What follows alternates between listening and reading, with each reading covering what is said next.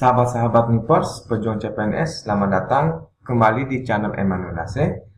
Pada video kali ini saya akan share pembahasan soal tryout SKB Kesehatan CPNS 2020 tahap 2 ya, bagian kedua. Kemarin saya sudah upload yang bagian pertamanya semuanya 20 soal. Sekarang adalah lanjutannya karena jumlah soal ada semuanya 40. Oke, kita langsung aja ya. Oke. Soal nomor 21, di bawah ini yang merupakan fungsi Poskesdes adalah, ya jawaban yang benar adalah, sebagai fasilitas pelayanan kesehatan guna lebih mendekatkan pelayanan kesehatan dasar kepada masyarakat. Nah, kalau permasalahan kesehatan di desa dapat dideteksi secara dini, masyarakat desa dapat memperoleh pelayanan kesehatan dasar, masyarakat dapat mengaktualisasi diri dalam bidang pemberdayaan masyarakat di bidang kesehatan, dapat lebih spesifik dapat membantu masyarakat dalam pemecahan masalah kesehatan sesuai kondisi tempat ini telah merupakan manfaat ya. Oke, nah ini dia fungsi Poskesdes ada 3. Yang pertama sebagai fasilitas pelayanan kesehatan, yang kedua sebagai wahana kewaspadaan dini terhadap berbagai risiko dan masalah kesehatan, yang ketiga adalah sebagai wahana pemberdayaan masyarakat dalam bidang kesehatan. Next ya. 22. Di bawah ini yang merupakan kriteria puskesmas kawasan perdesaan adalah aktivitas lebih dari 50% penduduk sektor agraris ataupun maritim. Nah, ini jawaban yang benarnya ya. B. Aktivitas lebih dari 50% penduduknya pada sektor non-agraris terutama industri dan perdagangan. Ini kriteria puskesmas kawasan perkotaan. Lebih dari 90% rumah tangga memiliki listrik. Ini juga kriteria puskesmas kawasan perkotaan. Memiliki akses yang sulit dijangkau. Ini kriteria puskesmas kawasan terpencil. Transportasi yang mau digunakan rutin 1 kali dalam 1 minggu ini kriteria puskesmas kawasan sangat terpencil ya. Nah, ini terpencil dan sangat terpencil. Jadi jawaban yang benar adalah bagian A ya. Oke, lanjut soal nomor 23. Guna mendukung peningkatan kualitas hidup manusia Indonesia atau nawacita Presiden kelima, Kemenkes menetapkan misi sebagai berikut, kecuali. Nah, berarti yang bukan dari misi Kemenkes, masih cek satu persatu ya. Memperkuat upaya kesehatan yang bermutu dan menjangkau seluruh penduduk Indonesia ya. Ini misi Kemenkes ya. Memberdayakan masyarakat dan mengharusutamakan pembangunan kesehatan. Ya, benar misi Kemenkes. Meningkatkan ketersediaan, pemerataan dan mutu SDK, ini benar. Memantapkan tata kelola pemerintah yang baik, bersih dan inovatif, ini juga benar. Pengelolaan pemerintah yang bersih, efektif dan terpercaya merupakan misi dari pemerintah. Ya, ini ada 4 poin misi Kemenkes ya. Sesuai surat edaran Menteri PPN tanggal 20 Desember 2014. Sekaligus juga ini adalah misi Kemenkes 2020 sampai 2024. Ya, ada 4 poin. Memperkuat upaya kesehatan yang bermutu dan menjangkau seluruh penduduk Indonesia. Memberdayakan masyarakat dan mengharusutamakan pembangunan kesehatan. Meningkatkan ketersediaan, pemerataan dan mutu sumber daya kesehatan. Memantapkan tata kelola pemerintah yang baik, bersih dan inovatif. Lanjut soal berikutnya. Namun sebelumnya, bagi Anda yang baru melihat video ini, silakan klik tombol subscribe dari sekarang. Dan bila teman-teman juga belum menonton video sebelumnya, pembahasan TO tahap 2 bagian 1, sebaiknya silakan tonton dulu baru lanjut ke video ini. Oke, ya. Kegiatan advokasi dalam promosi kesehatan lebih ditujukan kepada ya pemerintah, sudah jelas ya. Ini advokasi atau sasaran tersier ya. Dalam promosi kesehatan sasaran ada 3. Sasaran primer, sekunder dan tersier ya. Sasaran tersier adalah kegiatan advokasi yang ditujukan kepada pemerintah. Oke, ini juga masih banyak yang salah. Zat atau obat yang berasal dari tanaman atau bukan tanaman, baik sintetis maupun semi semi-sintetis yang dapat menyebabkan penurunan atau perubahan kesadaran, hilangnya rasa, mengurangi sampai menghilangkan rasa nyeri, dapat menimbulkan ketergantungan. Nah, kata kuncinya adalah menghilangkan rasa nyeri dan bisa menimbulkan ketergantungan. Ya. Tanaman atau bukan tanaman ya? Jawaban yang benar adalah narkotika. Ini ya pembahasannya. Zat atau obat yang berasal dari tanaman atau bukan tanaman, baik sintetis maupun semi-sintetis, yang dapat menyebabkan penurunan atau perubahan kesadaran, hilangnya rasa, mengurangi sampai menghilangkan rasa nyeri, dan dapat menimbulkan ketergantungan. Ya. Soal-soal SKB tentang nafza, narkotika, psikotropika, dan zat adiktif lainnya juga sudah saya upload beberapa minggu yang lalu. Ya, nanti teman-teman bisa cek di channel ini ya. Lanjut soal nomor 26. Sediaan obat alam yang telah dibuktikan keamanan dan khasiatnya secara alamiah dengan uji praklinik dan bahan bakunya telah distandarisasi. Nah, di sini jawaban yang benar adalah obat herbal terstandar. Mari kita cek alasannya. Ya, ini ya kata kuncinya. Telah diuji praklinik dan bahan bakunya telah distandarisasi. Kalau fitofarma telah diuji praklinik dan uji klinik, yaitu perbedaannya. Teman-teman banyak yang milih fitofarma, ya, tidak memperhatikan kata kunci uji praklinik, yaitu obat herbal terstandar.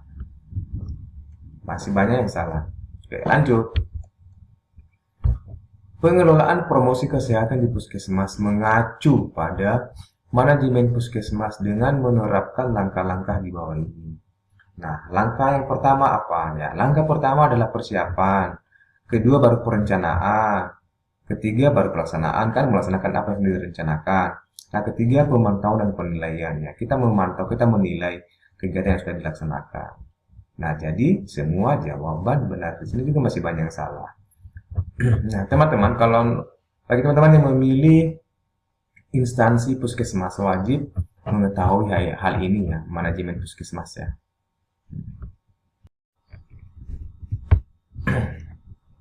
Oke, lanjut soal berikutnya. Peraturan Presiden tentang pelaksanaan pencapaian tujuan pembangunan berkelanjutan adalah, ya, jawaban yang benar adalah Perpres nomor 59 tahun 2017 ya. Yang lainnya salah. Penjelasannya adalah sebagai berikut. Ya, Peraturan Presiden nomor 59 tahun 2017 tentang pelaksanaan pencapaian tujuan pembangunan berkelanjutan. Jadi jawabannya sudah tepat sekali ya. Oke, lanjut soal berikutnya. Presiden telah mengeluarkan instruksi untuk melaksanakan gerakan masyarakat hidup sehat, yaitu nomor ya, Impres nomor 1 tahun 2017. Ya.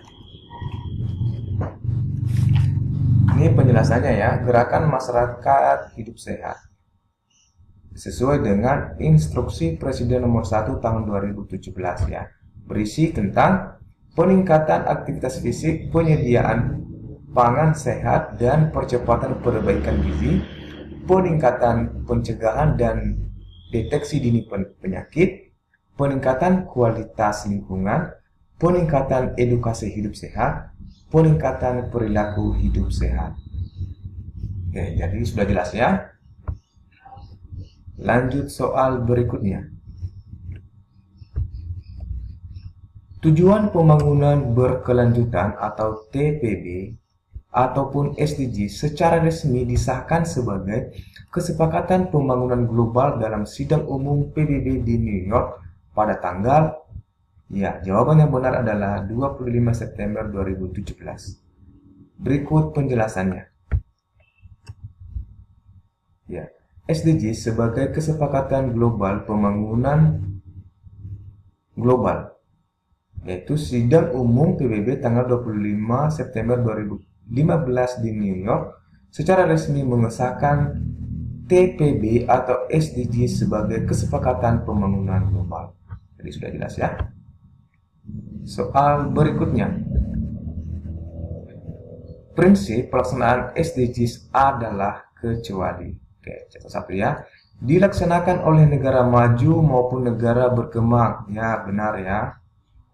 Dilaksanakan secara terintegrasi dan saling terkait pada semua dimensi sosial, ekonomi, dan lingkungan. Harus memberi manfaat bagi semua, terutama bagi yang rentan. Pelaksanaannya melibatkan semua pemangku kepentingan. Nah, jadi yang tidak termasuk dalam prinsip pelaksanaan SDGs adalah bagian C. Kelembagaan yang ada dapat langsung bekerja baik secara strategis maupun operasional. Berikut penjelasannya. Prinsip pelaksanaan SDGs ada 3. Universality, dilaksanakan oleh negara maju maupun negara berkembang. Integration, dilaksanakan secara terintegrasi dan saling terkait pada dimensi sosial, ekonomi, dan lingkungan. No one left behind, harus memberi manfaat bagi semua, terutama bagi yang rentan, dan pelaksanaannya yang melibatkan semua pemangku kepentingan. Jadi sudah jelas ya. Lanjut soal berikutnya.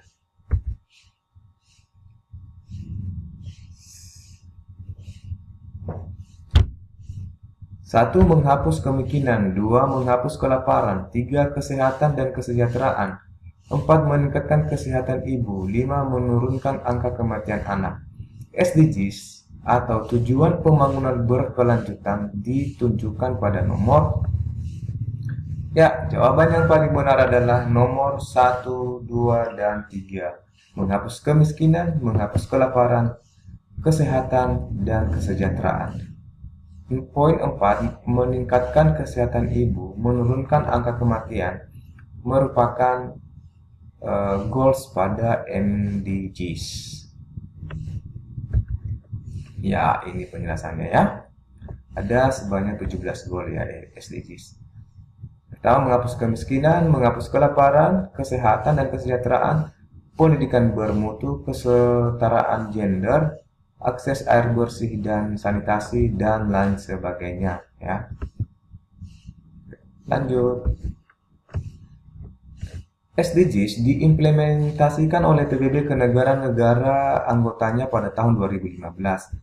Goal ketiga dari tujuan pembangunan berkelanjutan atau SDGs adalah kesehatan yang baik dan kesejahteraan. Ya, sudah jelas ya ini nih. Kesehatan yang baik dan kesejahteraan, goal ketiga dalam SDGs. Lanjut soal berikutnya. Permenkes nomor 12 tahun 2017 mengatur tentang, ya, tepat sekali, penyelenggaraan imunisasi.